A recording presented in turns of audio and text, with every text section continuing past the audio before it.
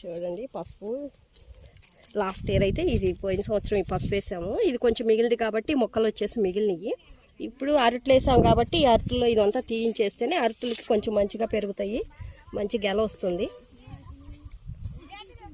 అలా గడ్డి మొత్తం పీకేస్తే ఇలా నీట్గా ఉంటుంది. ఇదంతా కూడా తీయించేసేయాలండి. ఇప్పుడైతే లంచ్ టైం అయింది, భోజనానికి వచ్చేసాం. భోజనం చేస్తారు. భోజనం చేసిన తర్వాత మళ్ళీ చూస్తాము. రేపు మార్నింగ్ కూడా ఇదే, రేపు ఉదయం కూడా ఈ చేను లాస్ట్ వరకు ఉంది. చూస్తున్నారు కదా ఆ ఎత్తుగా ఉన్నాయి కదా అరట్లు, వాటి వరకు ఈ చేను మొత్తం ఉందండి. రేపు ఎల్లుండి కూడా పడుతుంది మాకైతే. చూడండి చూస్తున్నారు కదా, అదిగోండి అక్కడ మా అన్నయ్య అయితే నీళ్ళు పెడుతున్నారు. దూరాన ఉన్నారు, మీకు కనిపిస్తుందో లేదో. భోంచేసింది. హాయ్ అందరికీ శుభోదయం అండి. చూస్తున్నారు కదా ఈరోజు మాది అరటి చేలో కలుపుకొచ్చాము. నేనైతే క్యారేజీ పట్టుకొచ్చాను.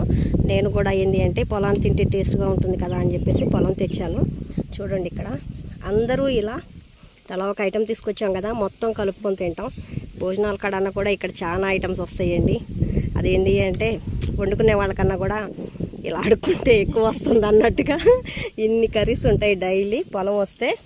చూస్తున్నారు కదా, సిటీలో వాళ్ళకైతే ఇవేం తెలీదు. అదిగోండి చిన్నమ్మ తింటుంది. అదిగోండి బిజీ అని అవుతామేంట్రా. ఇలా అరిటాకులో తింటే చాలా బాగుంటుంది, అందుకోసం నేను కూడా ఇక్కడే తింటున్నాను. తిన్నాక ఇంకా 2 గంటలు పని చేయాల్సి వస్తుంది.